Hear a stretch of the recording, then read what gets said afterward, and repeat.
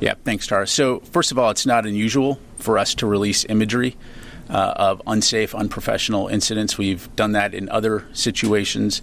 And so particularly in this case, given the reckless and dangerous behavior, and to demonstrate publicly what type of actions the Russians had taken, we felt that it was important to provide this imagery.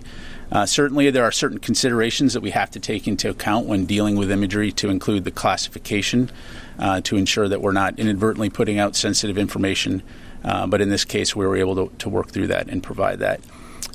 As far as Russian perceptions, again, I think it's important to take a step back and look at the big picture here. The United States focus in the region, the focus with Ukraine, is solely on providing Ukraine with the support that it needs to defend itself.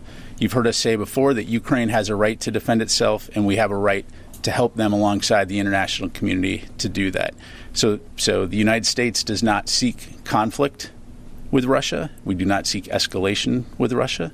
And so we're going to continue to stay focused on our primary mission in the Ukraine area, which is supporting Ukraine in its fight. No, we did not ask for an apology. Again, our focus was on highlighting the fact, as we've made very clear publicly and privately, that the United States will continue to fly and operate in international airspace in accordance with international law. While we recognize that suicide has no single cause and that no single preventative action, treatment, or cure will eliminate suicide altogether, we will exhaust every effort to promote the wellness, health, and morale of our total force, be there for one another, and save lives. We do have indications that Russia is likely making an effort to try to recover MQ-9 debris.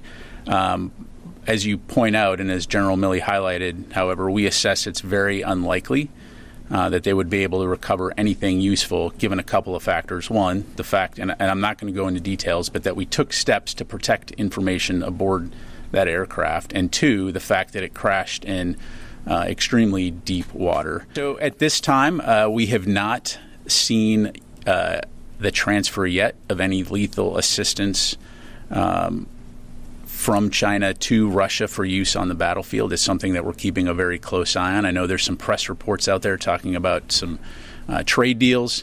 That in and of itself is not unusual. China and Russia share a trade relationship, but the key point being is that as of right now, we've not seen any lethal assistance transferring from China to Russia for use on the battlefield in Ukraine.